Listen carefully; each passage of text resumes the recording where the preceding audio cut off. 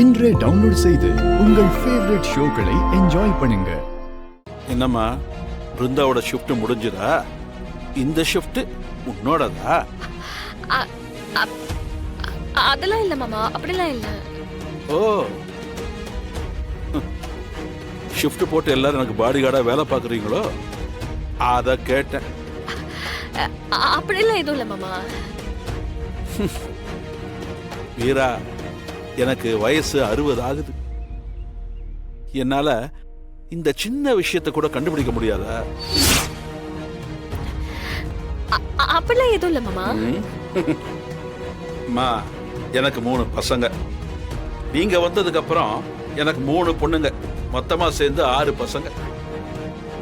ஆளு மாத்தி ஆளு கூட இருக்கிறப்பவே எனக்கு புரியுது என்ன நினைச்சு இதெல்லாம் பண்றீங்கன்னு. மாமா, அது வந்து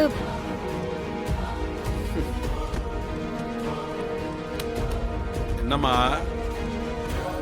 எல்லாம் அவன் வேலையா? எனக்கு என்ன தெரியாதுன்னு நினைச்சுக்கிட்டு இருக்கானா? ஒருவேளை மாமாவுக்கு உண்மை தெரிஞ்சிருச்சோ? நீங்கெல்லாம் மூடி மறைச்சா எனக்கு தெரியாதா? அந்த அளவுக்கு என்ன முட்டாளா நினைச்சிட்டானா? இல்ல மாமா, அது வந்து மாமா, அவன் உங்க எல்லாரையும் அதட்டி உருட்டி என் கூட இருக்க சொல்லியிருக்கான், அதானே?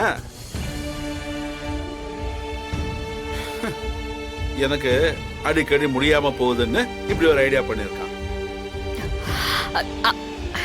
ஆமா மாமா. ஏமா வீரா, நீங்க என் பக்கத்துல இருந்தா போற உயிர் போகாம அப்படியே பயந்து நின்னுடுமா? ஐயோ இல்ல மாமா. இல்லம்மா, யதார்த்தத்தை சொல்றேன். அவன் தான் லூசு. முட்டாள்தனமா ஒரு வேலையை பண்றான்னா உங்களுக்கெல்லாம் என்ன ஆச்சு? மாமா, எல்லாமே உங்க நல்லதுக்காக தானே மாமா. அன்னைக்கு பாருங்க, திடீர்னு மயக்கம் போட்டு விழுந்துட்டீங்க. மொத்த பேரும் பதறிட்டோம் மாமா. அந்த மாதிரி திரும்ப ஆயிடக்கூடாதுல்ல. அப்படிலாம் ஆயிடக்கூடாதுன்ற எண்ணம் எனக்கு இருக்குமா? குடும்பம் இப்படி சிதறி கிடக்கும் போது அப்படிலாம் நான் உங்களை விட்டுட்டு போயிட மாட்டேன்.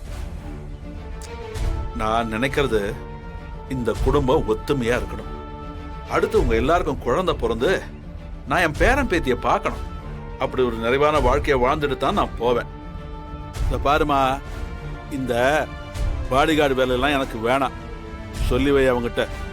எனக்கு பிடிக்காது. என்ன காப்பாத்திக்க எனக்கு தெரியும்.